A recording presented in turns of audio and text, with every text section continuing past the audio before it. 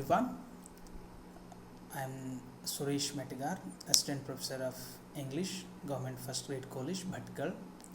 Welcome to the session 14 of E-Content Development, Karnataka University, Dharwad. In this session, I am going to deal with a poem called Daffodils by William Wordsworth. So before going to see daffodils, let us see why should we study daffodils. Because it enables the students to analyze the structural elements of the poem. Means I am speaking about objectives of this session only. In this session we are going to deal with writer and his major works, and also formal aspects of the poem. Formal aspect of the means structural aspects of the poem. So why should we study structural aspects of the poem and about writer and his works? Because it enables students to understand the structural elements of the poem that is more important, and also introduces to the writer and his works. It also increases the linguistic ability of the students. So outcomes will be the same. Whatever objectives are there, they will be fulfilled. Students will be able to analyze sonnets and its components, that is structural aspects. Students will be familiarized with the writer and his works. Students will be able to understand and analyze the poetic language and general line language of daffodils in particular. That's what as I was speaking about formal aspects, structural aspects.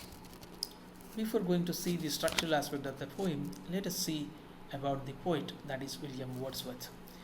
William Wordsworth is the most important romantic poet of 19th century, because it is William Wordsworth who introduced ordinary things, common life and ordinary language into the English poetry. Because before that most of the poetry of England or British literature were concerned with classical language or royal things and royal families. Only with the launch of lyrical ballads and preface to the lyrical ballads, common things were given, common life, common things, ordinary people, ordinary things were given more importance or space in the world of poetry. So that is why Wordsworth becomes an important figure in the literature or poetic world. He was born on 17th April 1770 in England, lost his father and mother early, and fortunately his uncle supported him.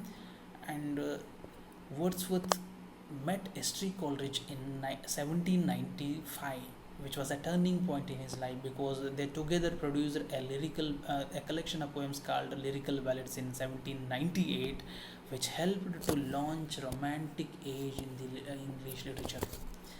And in 1843 he succeeded by Sade as a poet laureate, and he remained in the office till his death 23rd April 1850. So Wordsworth was a great worshipper of nature. He worshipped nature like anything. He was not only great worshipper of nature, even he worshipped humanity also. He was a great humanitarian. Most of his writings are filled with nature and humanity. There is no poem without the worship or description of nature, and most of his poems also touch humanity. So let us see his important works.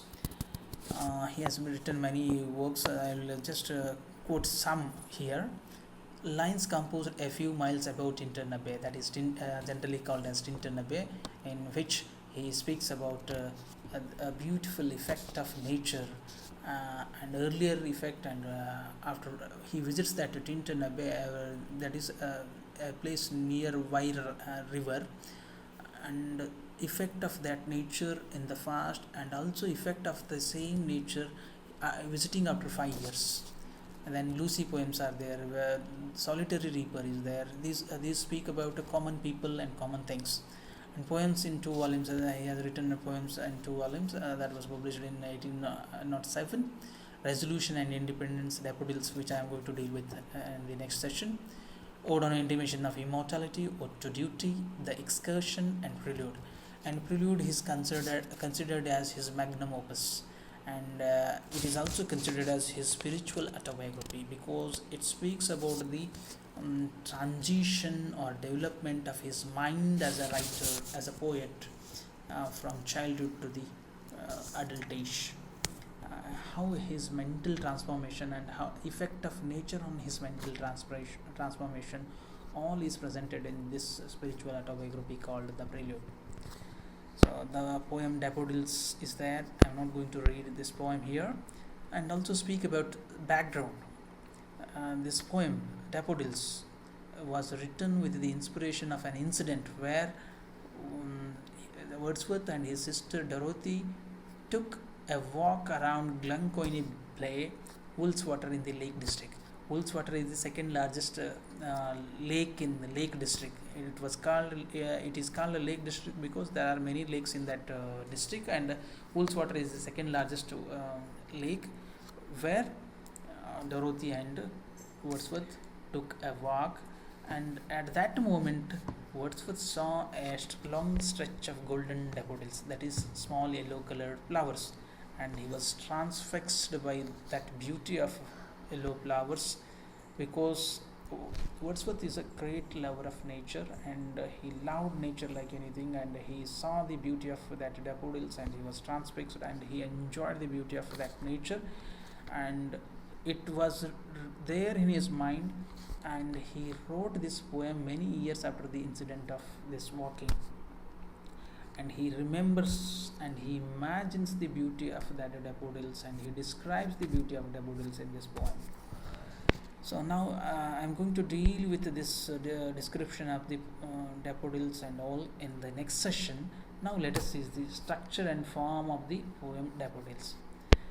This Daffodils is written in 4 stanzas of 6 lines each, and it has a kind of structure called quatrain couplet. Quatrain means 4-line poem.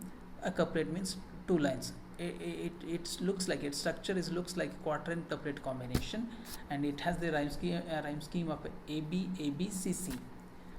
AB AB CC. It uses consistent rhyming because it gives a single effect. It speaks only on that single subject, that is daffodils, and its effect on Wordsworth.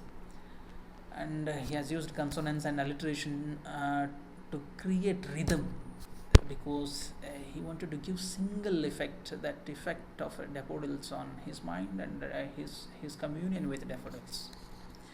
Now let me conclude this session because in next session I am going to deal with the theme and meaning of the poem. Daffodils or I Wandered Lonely as a Cloud is written by Wordsworth. Wordsworth with S.T. Coleridge helped to launch a romantic age in English literature with the publication of lyrical ballads in 1798. He was a great nature poet and he was a great worshipper of nature. He pondered everything in nature, guide, teacher, everything in nature, and spiritual solace in nature. And lyrical ballads was once again reprinted in 1802 with some addition of poems. He has written 2 volumes of poems, and this poem was written when he took walk with Dorothy around Glencoe Bay, Woolswater Lake District, and it has 4 stanzas of 6 lines each. And we have some multiple choice questions on the session. That is, co-author of the lyrical ballad is S.T. Coleridge. Wordsworth's sister is Dorothy. The other title of the poem Daffodils is I Wandered Lonely as a Cloud. The rhyme scheme of the poem Daffodils is ABABCC. Wordsworth was born on 17th April 1770.